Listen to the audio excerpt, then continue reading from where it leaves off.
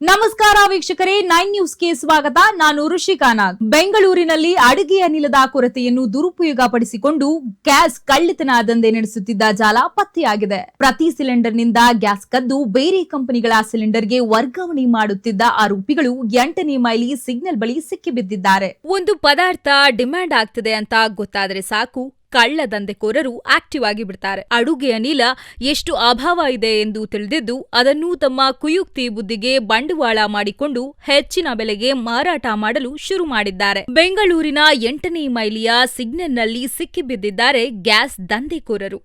ವಾಹನ ರನ್ನಿಂಗ್ನಲ್ಲಿ ಇರುವಾಗಲೇ ಗ್ಯಾಸ್ನನ್ನು ಕಳ್ಳತನ ಮಾಡಿದ್ದಾರೆ ಎಂದು ವಿಚಾರ ತಿಳಿದುಬಂದಿದೆ. ಪ್ರತಿ ಸಿಲಿಂಡರ್ನಲ್ಲಿ ಅರ್ಧ ಕೆಜಿ ಗ್ಯಾಸ್ ಕಳ್ಳತನ. ಪ್ರೈವೇಟ್ ಗ್ಯಾಸ್ ಸಿಲಿಂಡರ್ ಸೂರ್ಯ ಗ್ಯಾಸ್ ಇಂದ ಬೇರೆ ಕಂಪನಿಯ ಗೋ ಗ್ಯಾಸ್, ಅಗ್ನಿ ಗ್ಯಾಸ್ ಮತ್ತಿತರ ಗ್ಯಾಸ್ ಸಿಲಿಂಡರ್ಗಳಿಗೆ ವರ್ಗಾವಣೆ ಮಾಡಿರುವಂತಹುದು. ನೆಲಮಂಗಲದ ಸೂರ್ಯ ಗ್ಯಾಸ್ ಏಜೆನ್ಸಿಯಿಂದ ಈ ದಂಧೆ ನಡೆಯುತ್ತಿರುವುದು ಕಂಡುಬಂದಿದೆ. ಯಾವುದೇ ಮುನ್ನೆಚ್ಚರಿಕೆ ಕ್ರಮವನ್ನು ತೆಗೆದುಕೊಳ್ಳದೆ ಈ ಕಾರ್ಯವನ್ನು ಎಸಗಿದ್ದಾರೆ. ಒಂದು ಕಡೆ ಜನ ಗ್ಯಾಸ್ನ ತೊಂದರೆಯನ್ನು ಅನುಭವಿಸುತ್ತಿದ್ದಾರೆ, ಇಲ್ಲಿ ಈ ತರ ಗ್ಯಾಸ್ ದಂಧೆಯನ್ನು ನಡೆಸುತ್ತಿದ್ದಾರೆ. ಇದಕ್ಕೆ ಸಂಬಂಧಪಟ್ಟ ಅಧಿಕಾರಿಗಳು ಕ್ರಮ ಕೈಗೊಳ್ಳಬೇಕು.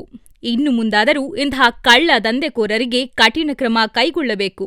ಇಲ್ಲವಾದಲ್ಲಿ ಇಂತಹ ಚಟುವಟಿಕೆಗಳನ್ನು ಮುಂದುವರಿಸುತ್ತಲೇ ಇರುತ್ತಾರೆ. ಇದಾಗಿತ್ತು ಈ ಕ್ಷಣದ 9 ನ್ಯೂಸ್. ನಮಸ್ಕಾರ.